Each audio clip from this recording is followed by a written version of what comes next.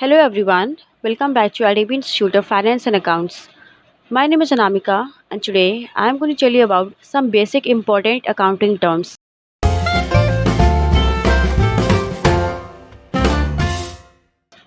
Last video हमने बात की थी परचेज़ क्या होता है, सेल्स क्या होता है। अगर वो वीडियो आपने नहीं देखी है तो उस वीडियो को देखने के लिए नीचे दिए गए डिस्क्रिप्शन बॉक्स में लिंक दिया है, आप वहाँ से जाके चेक कर सकते हैं। चलिए आज हम बात करते हैं परचेज़ रिटर्न और सेल्स रिटर्न के बारे में। So let's start with the topic. Purchase return क्या होता है? Goods when purchased by the business are returned back due to any reason is called purchase return or return outwards. इसका मतलब ये है कि अगर कोई बिज़नेस गुड्स को परचेज़ कर रहा है और परचेज़ करने के बाद अगर कोई भी किसी भी रीज़न की वजह से उसमें कमी रहती है और उस कमी की वजह से वो आपको वापस कर रहा है वो गुड्स, तो वो हमारा परचेज़ रिटर्न कहलाता है। इसको दूसरे टर्म्स में हम रिटर्न आउटवर्ड्स भी बोलते हैं। तो परचेज़ रिटर्न का मतलब यही होता है कि कोई भी बिज़नेस अगर सामान को परचेज़ करने के बाद उसे रिटर्न बैक कर रहा है तो हमारा परचेज़ रिटर्न होता है। नेक्स्ट क्या है हमारा? Sales return. Goods one sold to the customer when are returned back by them due to any reason, then such goods are called as sales returns और return outward inwards. It means कि कोई भी सामान आप किसी भी customer को आप बेच रहे हो, मतलब सेल कर रहे हो और सेल करने के बाद किसी भी रीज़न की वजह से वो आपके पास रिटर्न बैक हो रहा है तो वो हमारा सेल्स रिटर्न होता है। इट मीन्स कि कोई भी सामान आप सेल कर रहे हो किसी भी कस्टमर को और सेल करने के बाद वो रिटर्न बैक हो गया तो वो हमारा सेल्स रिटर्न कहलाता है, और दूसरे टर्म्स में इसको हम रिटर्न इनवर्ड्स भी बोलते हैं। तो ये था हमारा सेल्स रिटर्न।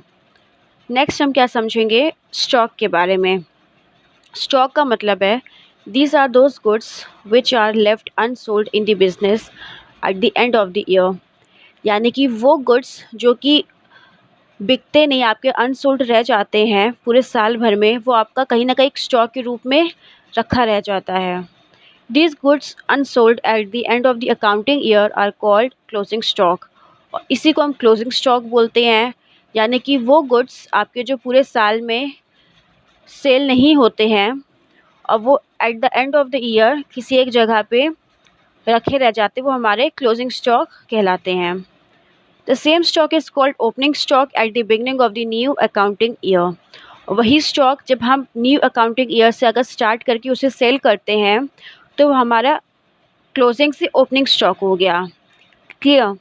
तो स्टॉक मीन्स कि वो गुड्स जो हमारे अनसोल्ड रह जाते हैं अब पूरे साल भर में, जैसे कि आपने कोई भी स्टॉक, कोई भी गुड्स या कोई भी मटेरियल एसेट्स आपने स्टॉक में रखा हुआ है और वो पूरे साल भर में स्टॉक इतना ज़्यादा हो चुका है कि वो आपका बिका नहीं है या सेल नहीं हुआ, कुछ भी आप समझ सकते हैं, वो आपका एंड ऑफ द ईयर आपके पास रखा रह गया है और रखा रह जाता है वो पूरे साल भर में eight the end of year, उसे हम क्लोजिंग स्टॉक कहते हैं।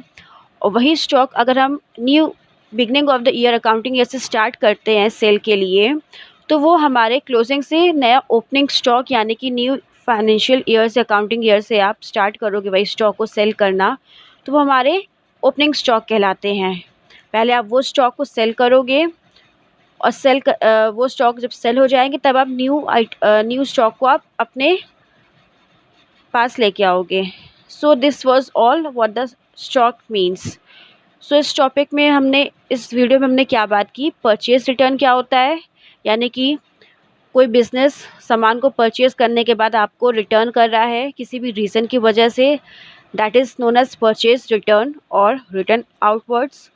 सेल्स रिटर्न, किसी भी कस्टमर को आप जो सामान सेल कर रहे हो और सेल करने के बाद किसी भी रीज़न की वजह से वो आपके पास बैक हो रहा रिटर्न बैक हो रहा है तो वो हमारा सेल्स रिटर्न कहलाता है या फिर रिटर्न इनवर्ड्स कहलाता है। And the next one is stock.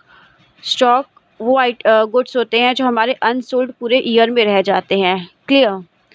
सो इस टॉपिक में इतना ही। नेक्स्ट वीडियो में इसके आगे हम कंटिन्यू करेंगे। So stay tuned for that and thank you for watching this video.